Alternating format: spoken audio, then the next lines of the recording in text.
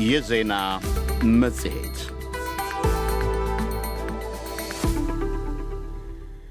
የኦሮሚያ ክልል ርዕሰ መስተዳደር በኦሮሚያ ክልል የባዕዳን ተልእኮ ይወሰዱ ያሏቸውን ታጣቂዎች ነቀፉ። ርዕሰ መስተዳደር አቶ ሽመልስ አብዲሳና ሌሎች የክልሉ ባለስልጣናት በጨፌ ኦሮሚያ አባላት ስለ ክልሉ የሰላም ጸጥታ ችግሮች እልባት እንዲያገኙ በተመለከተ ለቀረበላቸው ጥያቄ ምላሽ ሲሰጡ የተጠመዱ ያሏቸው የታጠቁ አማጽያን የሕዝብን ፍላጎት በመቃረን የቆሙ ሲሉ ከሷቸዋል። የአዲስ አበባ ወኪላችን ስዩም ጌቱ ዝርዝር ዘገባ አዘጋጅቷል። የሥራ ዘመኑ የተጠናቀቀው የኦሮሚያ ክልል ምክር ቤት ጨፌ ኦሮሚያ ትናንት እሁድ ሐምሌ 12 ቀን 2018 ዓ.ም ጀምረው ዛሬ ባጠናቀቀው የጨፌው 6ኛ ሥራ ዘመን 5ኛ ዓመት 11ኛ መደበኛ ጉባኤው ትኩረት ሰጥቶት ከተወያየባቸው ጉዳዮች አንዱ የክልሉን ሰላምና ጸጥታ ጉዳይን በተመለከተ ነው። ተሰናባች የምክር ቤቱ አባላት ከዚሁ ጋር ተያይዞ ባነሱት ጥያቄዎች ሰላምና ጸጥታን በተመለከተ የክልላችን ሕዝብና መንግስት እስካሁን የሰሩት ስራ እውቅና የሚሰጠው ቢሆንም ይህ ችግር ከመሰረቱ ሊፈታ አልቻለም። በዚህ ላይ መስራት እጅግ ወሳኝ ነው። በተለየ መንገድ ሰርተን የኦሮሞን ቄ ዘላቂ ሰላም የሰፈነበት ለማድረግ ለ2019 በጀት ዓመት ምን ታቅዷል? በምክር ቤቱ የመንግስት ተጠሪ አቶ ከፍያለው ተፈራ ለዚህ የምክር ቤቱ አባላት ሰላምና ጸጥታን በተመለከተ ባነሷቸው ጥያቄዎች ላይ በሰጡት ቀጥተኛ ምላሽ ሸኔን አፋን ኦሮሞ ዱበቱ ፊ ሸኔን አፋን አማራ ዱበት ኦሮምኛ ተናጋሪና አማርኛ ተናጋሪ ሸኔዎች የተለያዩ ችግሮችን ለመፍጠር ጥረት እያደረጉ ነው። ሁለቱም አካላት አብሮ ሊሄድ የሚችል አንድም እቅድ የላቸውም። ከሌላ አካል ነው ተልዕኮ ወስደው የሚሰሩት። ፍላጎታቸው የተጀመረውን ልማት ማፍረስ፣ መንግስታዊ ስርዓት መናድ ነው። የሚከፈለውን መስዋዕትነት ሁሉ ከፍለን ይህ ተልዕኳቸው እንዲከሽፍ ወደፊትም አጠናክረን የምንሰራበት ይሆናል። ፉንዱራፊስ ጭምኔ ከንረቶ ጀኑታ አቶ ከፍያለው ሰላምን በሰላማዊ መንገድ ለማምጣት ተደርጓል ባሉት ጥረትም በኦሮሚያ በርካታ ታጣቂዎች ወደ ሰላም መመለሳቸውን ጠቅሰው ከነዚህ ውስጥ ከ7000 በላይ የሚሆኑ የታድሶ ስልጠና ተሰጥቷቸው የስራ ዕድል እንደተፈጠረላቸው ነው የገለጹት። የክልሉን የ2018 በጀት ዓመት አፈጻጸምና የ2019 ዓ.ም እቅድን ለምክር ቤቱ ያቀረቡት የክልሉ ርዕሰ መስተዳድር አቶ ሽመልስ አብዲሳ በፊናቸው ባለፉት 5 ዓመታት በክልሉ ጠንካራ ያሉት መረጋጋት ማምጣቱን አብራርተዋል። አቶ ሽመልስ በክልሉ ተስተውሏል ባሉት መረጋጋት የክልሉ ማህበረሰብ ኑሮም እንዲሻሻል አስተዋጽኦ አድርጓል ሲሉ የተደመጡት ተሰናባቹ የክልሉ ምክር ቤት አባላት ባለፉት 5 ዓመታት ችግሮችን ነቅሰው በማውጣት መረጋጋት እንዲፈጠር ጉልህ አስተዋጽኦ አበርክተዋል ያላቸውን ያመሰገኑት ሽመልስ ለሚቀጥሉት ዓመታት መሰረት መጣሉንም ነው የገለጹት። ያም ሆኖ ግን የክልሉን ህዝብ ትግልና ጥቅም የሚጎዱ በርካታ ሸፍጦች ተሸርቦ ብርቱ ፈተናዎች ሲደቀኑ መቆየታቸውን ለምክር ቤቱ አብራርተዋል። ወጎተን ደርበን ማቱንታን ፍለኖ ኩመለማ ኩደሰድ ራካሴ ከምርጫ 2013 ወዲህ በዚህ ሀገር ያልተከሰተ ምን አለ? ይህ ህዝብ ግን ችግሮችን የመቋቋም አቅሙ ድንቅ በመሆኑ ብቻ አገሩን እየቀየረ እዚህ ደርሷል። የዚህን ህዝብ አቅም ያልተረዱ ወገኖች የተለያዩ ፍላጎቶችን ያሳያሉ። የተጠመዱ ሰዎች ሲጠመዱ ለባዕዳ ለማረስ ነው በተቃርኖ እርስ በርሳቸው የተጠመዱት። አንዱ ወደ ምስራቅ ሌላው ወደ ምዕራብ ነው የተጠመደው። እነዚህ ናቸው ደግሞ ስለ ኦሮሞ ህዝብ ትግል ጠበቃ ለመሆንና ችግር ገጥሞታል እያሉ ቅሬታ ለማቅረብ የሚቃጣቸው። ኦሮሞና ኦሮሚያን ለማጥፋት ከሚንቀሳቀሱት አካላት ጋር ተጠግተዋል። ለአጭር ጊዜ ፖለቲካዊ ፍላጎት ሁሉንም አይነት ሸፍጥ ቢሰሩም ህዝባችን ያውቋቸዋል። የኦሮሞ ህዝብም ሆነ የክልሉ መንግስት የማንም ሀቅ አይፈልግም። ለሀቃችን ግን አንገታችን እንሰጣለን። ህዝባችንም ይታገላቸዋል። በፍጹም ዳግም ባርነት አይታሰብም። በቀያችን በሀቅ ከማንም ጋር ለመኖር ግን ዝግጁ ነን። አቶ ሽመልስ በዚሁ ንግግራቸው ህዝባችን ከመላው የኢትዮጵያ ብሔሮችና ብሔረሰቦች ጋር በመሆን ለጋራ ጥቅምና ፍላጎት አብሮ መታገሉን ይቀጥላልም በማለት ኢትዮጵያ ዲጉን ጎንኩማ ከንደንዳምን ህዝባችን ኢትዮጵያን ማፍረስ እንዳይቻል ያለበትን ግዴታ በሚገባ አሳይቷል። የጦርነት መንገድ የጥፋት መንገድ መሆኑንም እንዲሁ አሳይቷል። የክልሉ ርዕሰ መስተዳድር አቶ ሽመልስ አብዲሳ የክልሉ መስተዳድር አቅም ከጊዜ ወደ ጊዜ የጠነከረ መምጣቱንም ገልጸው የ2019 ዓ.ም በጀት 704 ቢሊዮን ሆኖ መመደቡ ይህንኑን እንደሚያሳይ በማብራሪያቸው ገልጸዋል። ይህ በጀት በክልሉ ከ1984 እስከ 2014 ዓ.ም ለ30 ዓመታት ግድም የክልሉ በጀት ከነበረው ተመሳሳይነት ያለው መሆኑንም ተናግረው ክልሉ በጀቱን ለመሸፈን 80% በፌደራል በጀት ድጋፍ ላይ የነበረው ጥገኝነት አሁን ላይ ወደ 26% ዝቅ ማለቱንም በማብራሪያቸው አስረድተዋል። ለዶይቼ ቬለ ዘገባ ስዩም ጌቱ ነኝ ከአዲስ አበባ። ቀጣዩ ርዕሳችን ወደ አዲስ አበባ ነው የሚወስደን። ከአሁን በፊት ከምክክር ኮሚሽን ጋር ሲሰሩ ያልነበሩ የተባሉ የፖለቲካ ፓርቲዎች ወደ ምክክር ሂደቱ መምጣታቸውን ምክክር ኮሚሽኑ ገልጿል። እነዚህን ፓርቲዎች ስምና ቁጥር ያልገለጹት ዋና ኮሚሽነር ፕሮፌሰር መስፍን አርአያ ከዚህ ሂደት ውጪ የሆኑ ፓርቲዎችም ሆኑ ታጣቂዎች አሁንም ቢሆን እንዲቀላቀሉ በይፋ ጋብዘዋል። አረና ትግራይ ለዲሞክራሲና ሉዓላዊነት ፓርቲ የምክክሩን ውጤት በሂደት የሚያየው መሆኑን ጠቅሶ ውጪ ሆኖ ተመልካች ከመሆን በሂደቱ ገብቶ መከራከሩ ይሻላል በሚል በምክክር እየተሳተፈ መሆኑን ለዶይቼ ቬለ አረጋግጧል። ከዚህ ጋር ስሙ የተጠቀሰው እናት ፓርቲ በፊናው ጉዳዩን በሚመለከት ነገ ወይም ረቡዕ ጥርት ያለ ነገር እንደሚኖር ገልጿል። የአዲስ አበባው የዶይቼ ቬለ ወኪል ሰለሞን ሙጬ ተጨማሪ ዘገባ አለው። ባለፈው ረቡዕ ሐምሌ 8 ቀን 2018 ዓ.ም የተከፈተው የሀገራዊ ምክክር ኮሚሽን ጉባኤ ቀጥሎ ዛሬ ሰኞ 80 ንዑሳን ቡድኖች በተዘጋጁት 8 አጀንዳዎች ላይ ምክክር ማድረግ መጀመራቸው ተገልጿል። የኢትዮጵያ ሀገራዊ ምክክር ኮሚሽን ኮሚሽነር ፕሮፌሰር መስፍን አርአያ ቅዳሜ ዕለት በሰጡት መግለጫ ጉባኤው በይፋ ከተጀመረ በኋላ ለተሳታፊዎች ማብራሪያ ሲሰጥ ቆይቷል። እንዲያም ሆኖ የጉባኤው ሂደት እንከን ገጥሞታል በሚል ለተነሳበት ትችት ቀላል ያሏቸው ችግሮች ከመከሰታቸው ያለፈ እንከን እንደሌለ ይፋ አድርገዋል። ከዚህ ይልቅ ከኮሚሽኑ ስራ ሂደት ውጭ የነበሩ ያሏቸው ግን በስምና በቁጥር ያልዘረዘሯቸው የፖለቲካ ፓርቲዎች ወደ ምክክሩ መግባት መጀመራቸው በበጎ የሚታይ ስለመሆኑ አውስተዋል። ችግሮች ነበሩ። እነኛ ችግሮች ቀላል ናቸው። ለምሳሌ ባጅ ስናድል ብዙ ሰዎች በርካታ ሰዎች መጨረሻ ላይ ፍላጎት አሳይተዋል። ከአሁን በፊት ከሀገራዊ ምክክር ኮሚሽኑ ጋር ያልሰሩ ፖለቲካ ፓርቲዎች መጥተዋል። በጣም ደስ ብሎናል። መካተት ፈልገው ጠይቀው መጨረሻ ላይ እንዲሆኑ እንዲካተቱ አድርገናል። የኢትዮጵያ የፖለቲካ ፓርቲዎች የጋራ ምክር ቤት ሰብሳቢ አቶ ሰለሞን አየለ ለሪፖርተር እንዳረጋገጡት በምክክሩ ተሳትፎ ያልነበራቸው 3 ፓርቲዎች ወደ ሂደቱ ገብተዋል። ስለዚሁ ጉዳይ ከኃላፊው ለማረጋገጥ ደጋግመን ብንደውልላቸውም ልናገኛቸው አልቻልንም።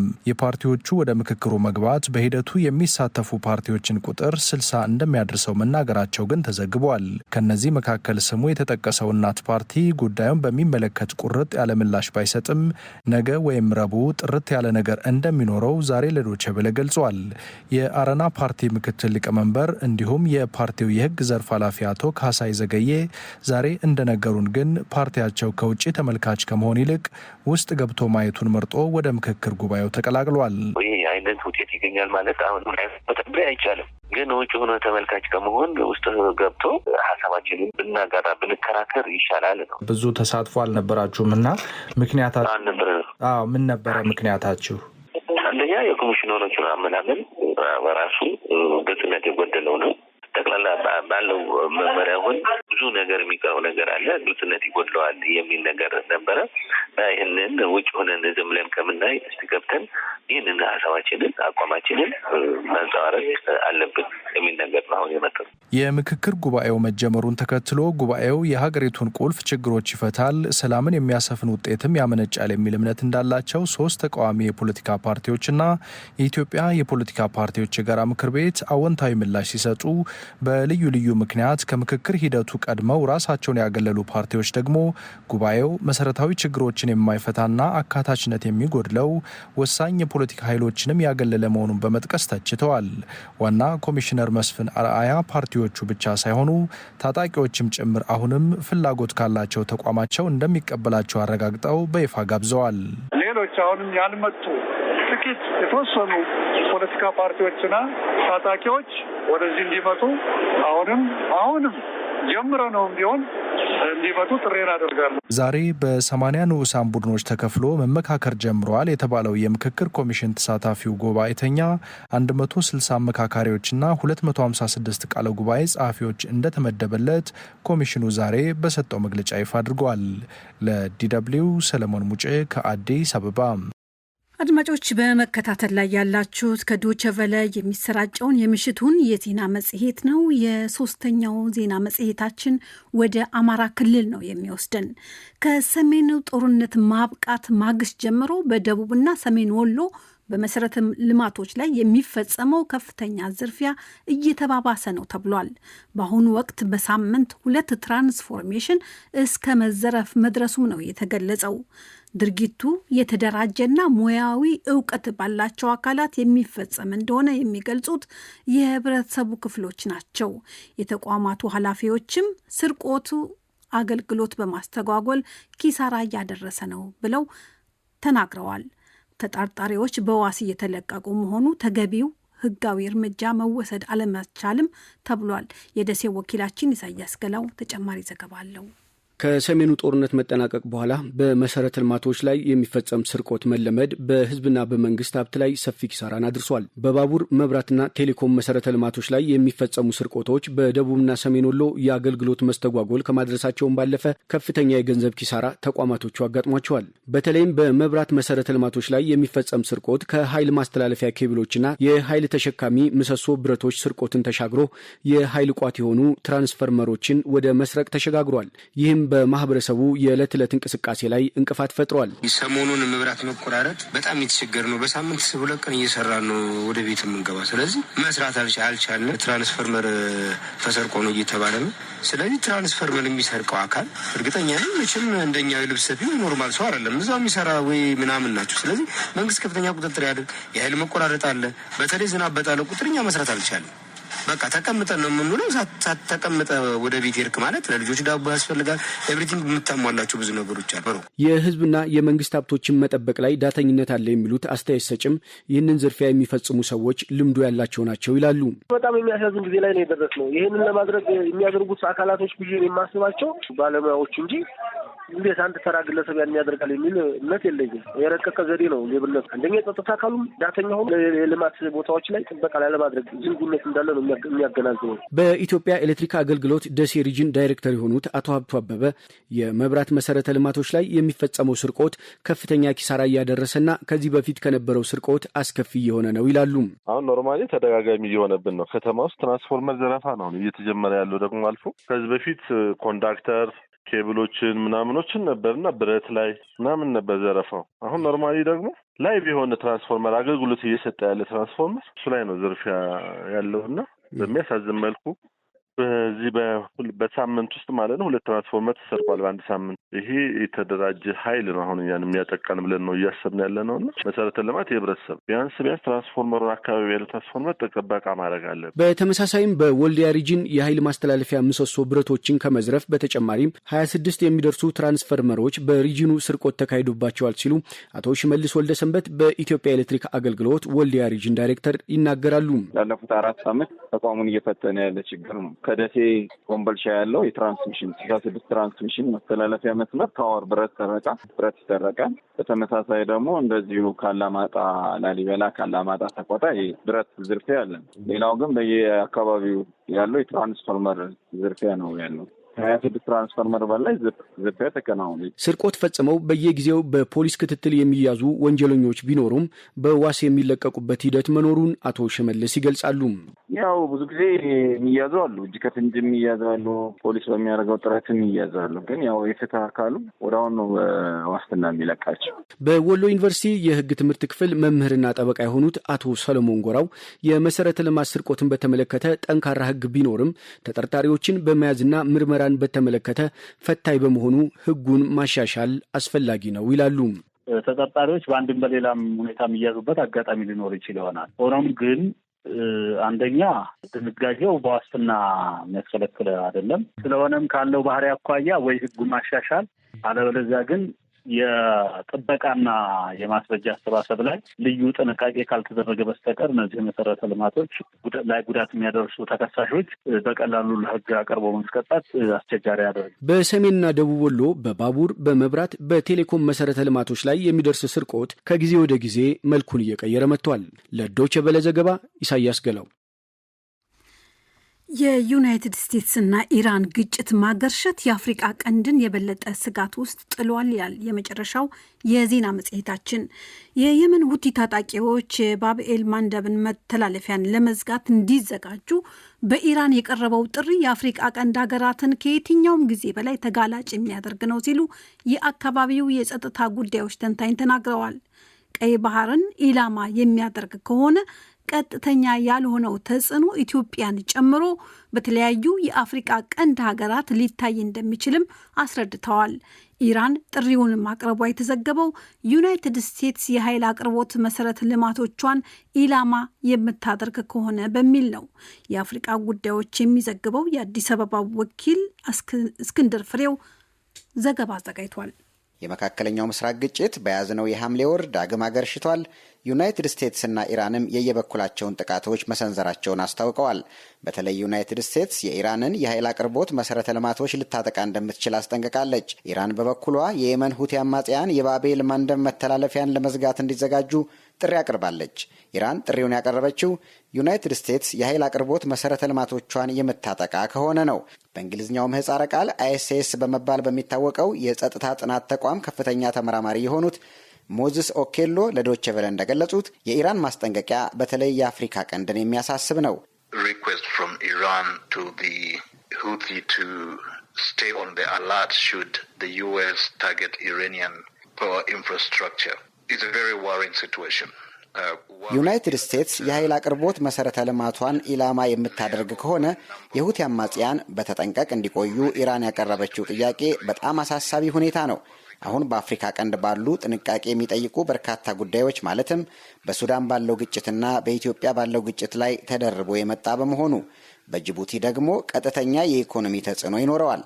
እናም መሰረታዊው ነገር የአፍሪካ ቀንድ ሀገራት ወደ ጦርነቱ ለመግባት ባይገደዱም ቀይ ባህር ኢላማ የሚደረግ ከሆነ ቀጥተኛ ያልሆነው ተጽዕኖ በጅቡቲ ይታያል፣ በሱዳን ይታያል፣ በኢትዮጵያም ይታያል።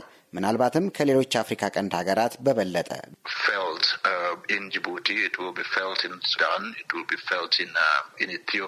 ተመራማሪው እንደሚሉት በሁቲዎች ሊወሰድ የሚችል እርምጃ ይበልጥ የሚያሰጋው ከወደብ በሚገኝ ገቢ ላይ የምትተማመነውን ጅቡቲን ነው።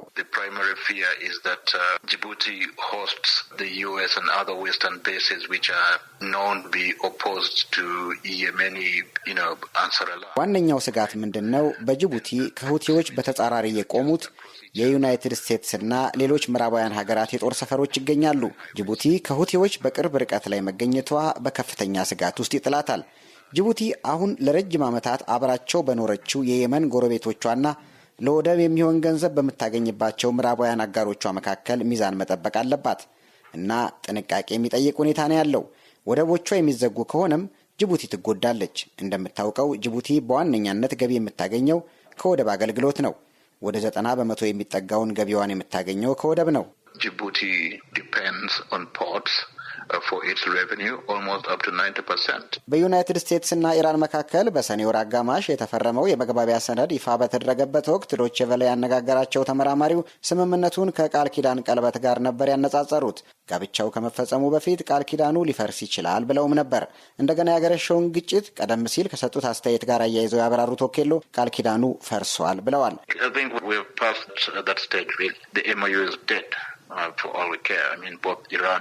አሁን ያንን ደረጃ ያለፍን ይመስለኛል። የመግባቢያ ስምምነት ሰነዱ ሞቷል። ሁለቱም ማለትም ኢራንና ዩናይትድ ስቴትስ ስምምነቱ መሞቱን ወይም እንዳበቃለት ተናግረዋል።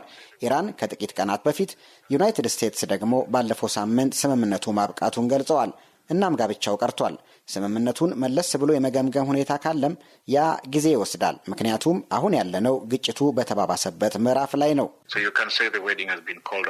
የየመን ሁቲ ታጣቂዎች በግጭቱ የሚሳተፉ ከሆነ የጦርነቱ ግንባሮች እንደሚጨምሩና የጥቃት ኢላማዎችም እንደሚበረክቱ ተመራማሪው ጠቅሰዋል። ይህ ደግሞ ሊካሄዱ የሚችሉ የሰላም ድርድሮችን የበለጠ እንደሚያወሳስብ አብራርተዋል። የመካከለኛው ምስራቅ ግጭት ካልቆመና የሁቲ ታጣቂዎችም የሚሳተፉ ከሆነ በየመንና በቀይ ባህር መካከል የሚገኘውና የኤደን ሰላጤን ከቀይ ባህር ጋር የሚያገናኘው ይሄው የባቤል መንደብ መተላለፊያ ሊዘጋ እንደሚችል በርካቶች ስጋታቸውን ሲገልጹ ቆይተዋል። ይህ ደግሞ በአፍሪካ ቀንድ ሀገራት ላይ የበለጠ የኢኮኖሚ ጫና ሊፈጥር እንደሚችል ኦኬሎ አብራርተዋል። ለDW እስክንድር ፍሬው ከአዲስ አበባ።